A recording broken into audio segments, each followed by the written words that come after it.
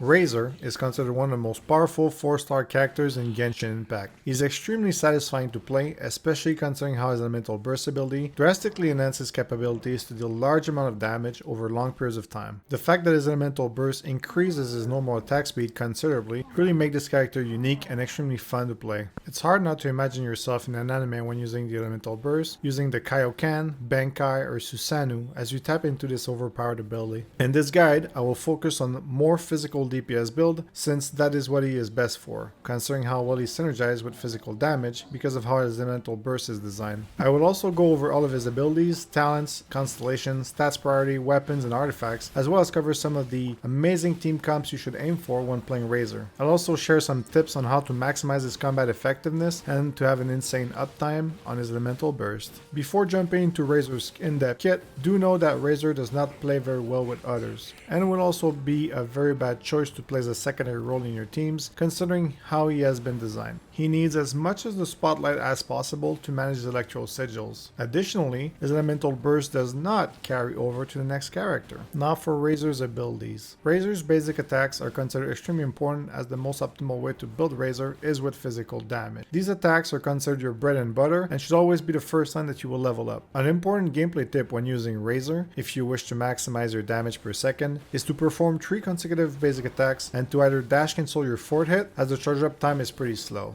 You can also alternatively cancel the last hit using your elemental skill, which can fill in very well and will also apply an electro sigil, which we will later use for energy recharge. Even though canceling the 4th hit is considered an overall improvement to the DPS, I personally don't apply this rule all the time. As an example, I will often still land the 4th hit after the Wolf's Gravestone Claymore proc its effect, which will drastically increase your overall damage. This means that if this last attack is gonna crit, the burst damage will be amazing. And who doesn't love to see massive crits on the screen? On a closing note for the normal attacks, I almost never use the charge attack with Razor. I feel that it's a massive waste of DPS in 99% of the situations.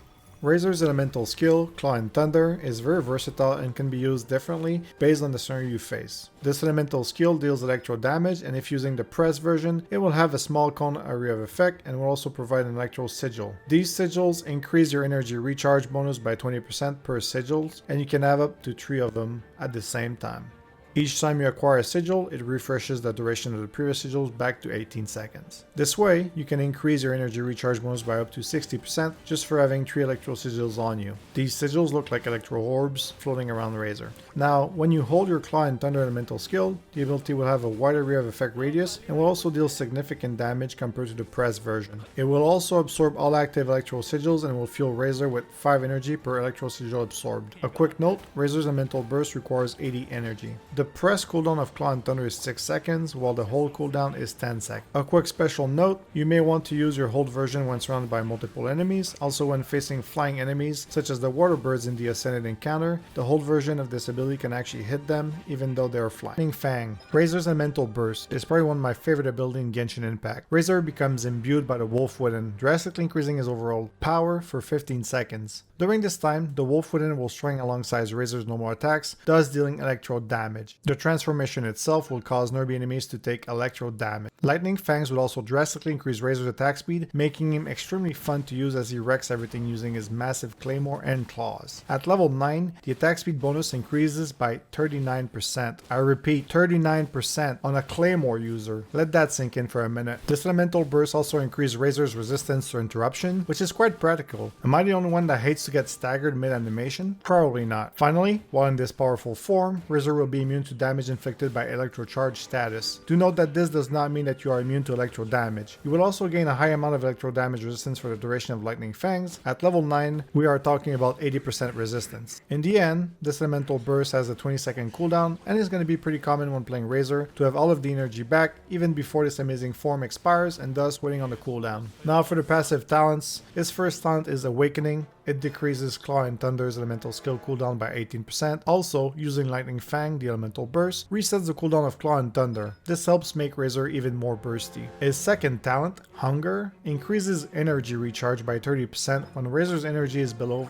50%. This means that using the hold version of Claw and Thunder before that 50% threshold will help make the overall gain of energy from the electro sigils more beneficial. The fact that Lightning Fangs automatically consumes all active electro sigils helps you benefit from this passive talent. When leveling up the talents, prioritize the basic attack first, then the elemental burst, and finally the elemental skill. Once all of your talents reach level 6, the order changes slightly. First should be the basic attacks, followed by the elemental skill, and finally the elemental burst. As for his last passive talent, it reduces stamina consumption when sprinting by 20%, and this effect does not stack with other identical effects. Now for the constellations. Razor's first constellation, Wolf's Instinct, is considered very good on Razor as it increases damage by 10% for 8 seconds after picking up an elemental orb or element particle. The second constellation, Suppression, is not quite as good, but is still considered decent as it increases Razor's crit rate by 10% when attacking enemies with less than 30% hit point remaining. If you are using the Wolf's Gravestone Claymore, this constellation actually synergizes very well with the proc as they both require the same enemy HP threshold. The fourth constellation, Bite, is considered extremely good on Razor as it reduces the defense by 50% of enemies hit by a Claw and Thunder, the elemental skill, when using the Press version.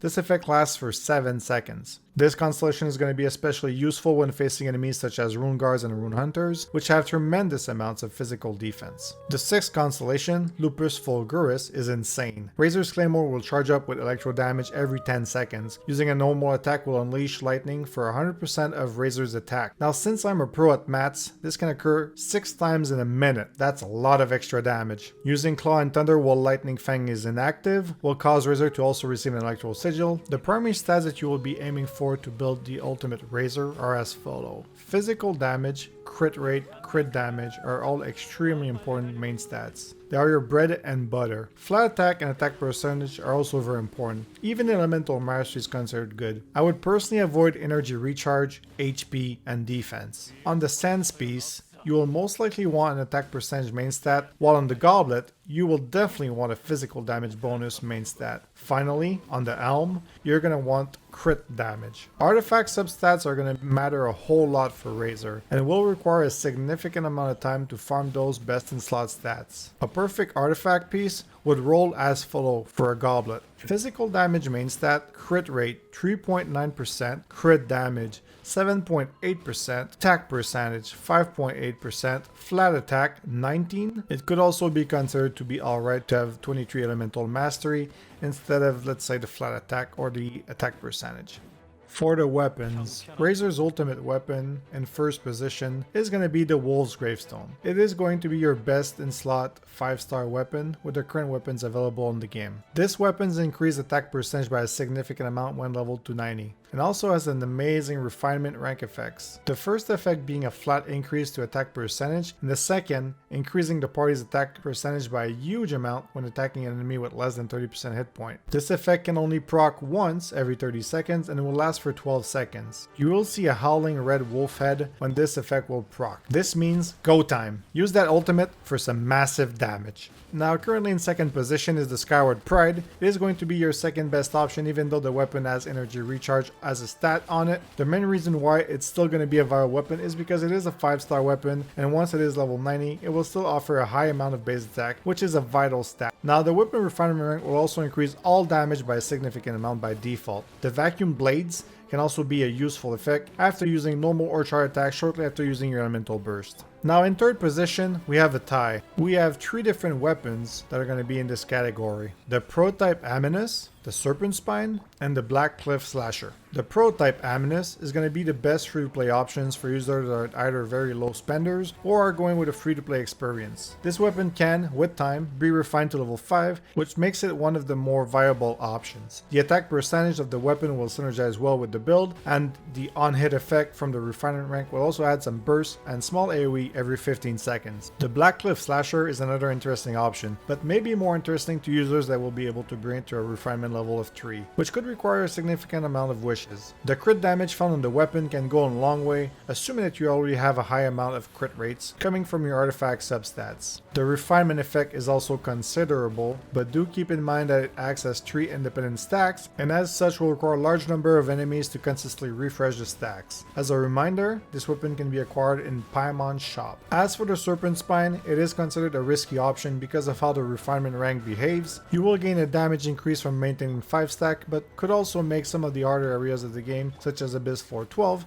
much more challenging and quite hard to maintain stacks. Now, some of the things that you could do to help counter this is to run characters that can apply shields to your Razor to help maintain the stack uptime, such as Diona or a Noelle. The crit rate found on this weapon can really help make a well-performing crit build, as your crit will be average just by using this weapon, and you would benefit most from using an artifact helmet that has a crit damage as a main stat. As a reminder, this weapon can be acquired in the Battle Pass level 30, and it does require you to purchase the Battle Pass. Now, in 4th position, the Rain Slasher. Rain Slasher is probably a last resort option, and you should most likely attempt to avoid it by crafting a prototype Amnus, as this weapon has elemental mastery on it, and the refinement effect requires enemies to be affected by Hydro or Electro. Applying this effect is not a problem, however, in some cases, the enemies can get this effect purged off of them, depending on elemental reaction and also based on the floor effects, such as the 12th floor of the Abyss. A quick final notes on weapons. Once the new 5-star claymore, the UNFORGED, is released in 2 weeks or so, it will most likely become in the top 3 of the best weapons for Razor, and it will most likely fall between 2nd and 3rd spot, depending on your current team comp and the synergy you're able to run with the shield characters.